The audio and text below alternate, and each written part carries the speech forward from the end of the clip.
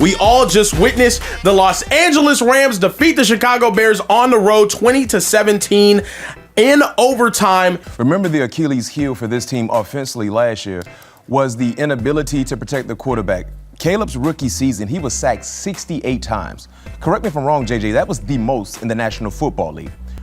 At Seattle versus Sam Darnold, taking his magic act up to the great Northwest, and now I'm just left flat, lifeless, pretty much devastated. But ultimately, it was the turnover in overtime that ended up costing Chicago. Yeah, and you raise a good point, because the Rams get it. They went 3 and out and gave it right back to Chicago. So you thought all the momentum was with Caleb Williams and the Bears, and they are marching down the field. The Chicago Bears season is over. And right now, millions of heartbroken fans across the Windy City are wrestling with one devastating question. Did Caleb Williams just throw away their shot at a Super Bowl? Because here's what we need to understand about Sunday night's loss. This wasn't just another playoff disappointment. This wasn't just the latest chapter in Chicago's long history of football heartbreak. This was supposed to be the turning point. The franchise quarterback, the generational talent, the #1 overall pick who was going to finally end decades of misery at the most important position in sports. Instead, he threw 3 interceptions in the biggest game of his young life. The Los Angeles Rams marched into Soldier Field and walked out with a 2017 overtime victory, securing their spot in the NFC Championship game. Meanwhile, Caleb Williams and the Bears are left to wonder what might have been, what should have been. Let's go back to the final seconds of regulation, because this is where the Caleb Williams experience reached its peak. The most dramatic, most insane, most impossibly brilliant and heartbreakingly flawed performance we've witnessed all season. 4th and 4, 18 seconds on the clock. The Bears trail by 7. The entire season is on the line, and Caleb Williams does something that defies every law of football physics. He doesn't just scramble backward 5 yards, not 10. He retreats 27 yards behind the line of scrimmage. Rams defenders are converging from every angle. The pocket has completely disintegrated. This play is dead. Every single person in Soldier Field knows it's over, except Caleb Williams. He spins around, he sets his feet, and from 41 yards out, falling backward with 2 Rams pass rushers bearing down on him, he unleashes an absolute rocket to the back corner of the end zone, where Cole Kmet somehow hauls it in. It's just absolutely absurd, just the ability, the physical ability, and you mentioned arm talent, to make a throw like that. And so the field erupts. The entire city of Chicago believes again. This is exactly why they drafted him first overall. This is the magic they've been dreaming about for years. Cardiac Caleb, the arm that can do anything, the guy who makes impossible plays look easy. The Bears tie the game. Overtime. The dream is still alive. And then everything fell apart. Overtime begins. The Rams go 3 and out. Chicago gets the ball with all the momentum in the world. They're moving the chains. They're picking up yards. They cross midfield. They're just 15 yards away from field goal range. 15 yards. 1 first down, and kicker Joshua Carty trots out to send Chicago to Seattle for the NFC Championship. 2nd and 8 from the Rams' 48-yard line. Caleb Williams has plenty of time. The offensive line holds up. He's reading the defense. He's got weapons everywhere. DJ Moore running a deep crosser. Luther Burton, Roma Odunze, multiple options all over the field. And then he releases the ball. Not a bullet, not a frozen rope. He floats it, almost lobs it into the deep right flat toward DJ Moore, who's crossing the formation. Rams safety Cam Curl reads it perfectly. He's sitting right there on the route. He's in better position than the intended target, and he intercepts it. Game over. Season over. Super Bowl dreams over. The lights went out in Chicago. The magic carpet ride came to a crashing halt. It's tough. And so, in these moments you feel that you let your team down, or you feel that you know this or that, and it's a good lesson learned for us. First time been in a situation for me and for us as a team, and I'm excited for what's to come. But obviously, going to go back and watch this and figure out how I can be better, and that's the exciting part. Here's the harsh reality Bears fans have to face. Caleb Williams threw 3 interceptions in this game, 3 costly turnovers at home against a Rams squad that didn't turn the ball over a single time. The Bears' defense, which led the entire NFL in takeaways during the regular season, couldn't force Matthew Stafford into even one mistake. 3-0 in the turnover differential, in a playoff game, at home, with a trip to the NFC Championship on the line. You cannot win that game. It's impossible. The first interception came early. First quarter, the Bears are driving deep into Rams territory. They're in the red zone with a golden scoring opportunity. Caleb fires toward Roma Odunze at the goal line. The ball hits Odunze in both hands. It's catchable. He drops it. The very next play, interception. And to make matters worse, there was blatant hands to the face on the play that went completely uncalled. No flag, no review, nothing. But here's what's really fueling the debate, what's making this loss cut so deep. Caleb Williams is better at making impossible throws than he is at making routine ones. Let that sink in for a moment. The 45-yard fadeaway touchdown to Cole Kmet with everything on the line, he nails it.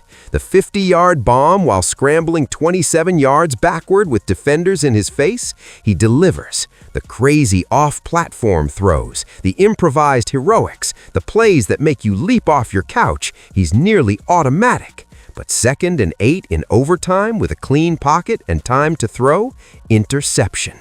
It's weird because the way Caleb plays, like even last week, it didn't look pretty, right? But he found a way to get it done. And he makes these crazy special plays. And this is why he went #1 pick, because he has that type of talent. His ceiling is so high, and he's still a young dude. This is the Caleb Williams paradox. This is what Bears fans are going to have to live with moving forward. He finished the season dead last in the NFL in completion percentage at just 58%. In the playoff win over Green Bay, he completed only 50% of his passes. Every single game, he'll make 4 or 5 throws where you're left wondering, what was that? What did he see there? And yet, he'll follow it up with the most clutch, most spectacular throw you've ever seen in your life. The overtime interception is where things get heated. Whose fault was it? Caleb's? DJ Moore's? Was it a miscommunication? Let's break down what actually happened. But with the way he's running, he's telling you like, dog, this. A lot of times you see wide receivers taking off like that, you're thinking all around, oh yeah, he must be clearing something out for somebody. The film shows the Rams playing cover 3. DJ Moore is running what appears to be a clear-out route. His job is to pull the post safety away and create space for the vertical receiver behind him. It's a smart Ben Johnson design meant to exploit that exact coverage. But Caleb throws the ball to where DJ Moore is running instead of hitting the actual target in the route concept. DJ Moore looks genuinely surprised the ball is coming his way, like he wasn't expecting it at all, like he was just doing his assignment to clear out space for someone else. Meanwhile, Cam Curl is tracking that throw like it's meant for him. He's in perfect position. He makes the interception look easier than the completion would have been. I think the Rams defense, you think about how they handled some of the short yardage situations and even goal line situations throughout the game. 4 different times on 3rd and 1 or 4th and 1, the Rams get a stop defensively. And, so I think when you consider that, I mean, it's a pretty good example. They were down in tight, defended a couple of runs early on. And here's what makes it even more troubling. This marks the 2nd consecutive week of critical miscommunications between Caleb and his receivers in the playoffs. Last week against Green Bay, there was another breakdown. We're in week 20 of the season, and we're still seeing these mental errors between a second-year quarterback and veteran pass catchers. That's a red flag. That's a serious issue.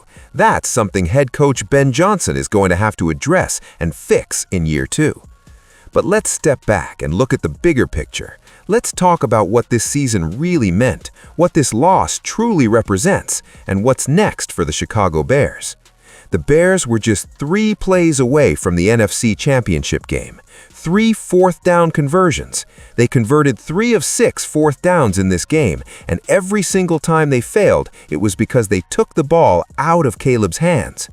Every time Caleb had the ball in his hands on 4th down, something good to great happened.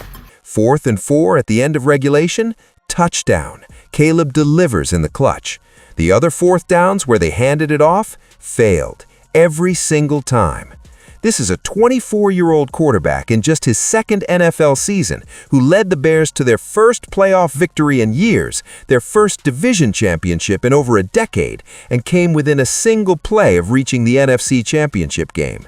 He shattered the franchise record for passing yards. He brought excitement and swagger back to Chicago football. He made Sundays matter again in a city that had nearly given up hope. This was just a misfire. I know Chris Collinsworth was blaming subtly. The offensive line improved dramatically, going from allowing 68 sacks during Caleb's rookie season, most in the NFL, to giving up just 24 this year. The offense is loaded with weapons. Rome Odunze, Luther Burton, DJ Moore, Cole Kmet, Colson Loveland. The running game featuring Kyle Herbert and DeAndre Swift is balanced and effective. The defense, despite battling injuries all season, still led the league in takeaways. This isn't a team that overachieved and got lucky. This is a team that's genuinely arriving. This is a foundation that's being built for sustained success. But here's the cold, hard truth. You cannot win playoff games when you turn the ball over 3 times. You cannot beat elite teams with a 58% completion percentage. You cannot advance deep into January when you're making critical mistakes in the most critical moments. Caleb Williams possesses all the talent in the world, the arm strength to make every throw, the mobility to extend plays, the clutch gene to deliver in pressure situations, the IT factor that makes you believe anything is possible. But he needs to master the fundamentals. He can already hit the impossible throws, the logo threes, the half-court shots. Now he needs to learn how to consistently make the routine plays, the simple throws, the boring completions that sustain drives and win football games. You know, and that's crazy. Like you can shoot threes and half court joints, but a little layup off the backboard is tough for him sometimes. Right? The Rams are headed to Seattle. Matthew Stafford, with all his experience and all his championship pedigree, made the plays when his team needed them most. Puka Nacua on 3rd and 6 to seal the game. Devontae Adams on the sideline.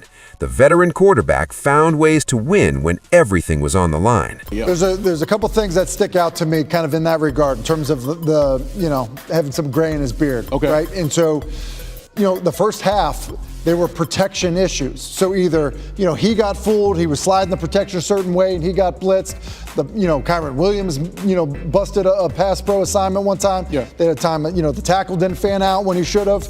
And oftentimes that can create a little bit of a doubt for a quarterback because you're getting hit. Right. One time Brisker, just absolutely blasts him when he thinks he's protected. And so I think in those moments for younger quarterbacks, then it kind of swallows you in a game. Caleb Williams will get there eventually. He's far too talented not to. But Sunday night wasn't his night. Sunday night was when the inconsistencies that plagued him all season finally caught up to him at the absolute worst time, when the sophomore mistakes came back to haunt him in the biggest moment of his career. The Bears will be back. They have their franchise quarterback. They have their head coach. They have their core pieces in place. The NFC North is only getting more competitive with Detroit, Green Bay, and Minnesota all building championship contenders, but Chicago is firmly in the conversation now. But today, right now, Caleb Williams and the Bears have to sit with this. They have to process the pain. They have to grapple with the question that's going to echo through Chicago all off-season long. What if he doesn't throw that interception? What if he makes the simple throw instead of forcing it? What if the magic that carried them all season didn't disappear at the worst possible moment? The Super Bowl was within reach. Seattle was one win away. The dream was alive and real. And then it vanished. Caleb Williams giveth, and Caleb Williams taketh. That's the brutal reality Bears fans are waking up to today. and it hurts like hell.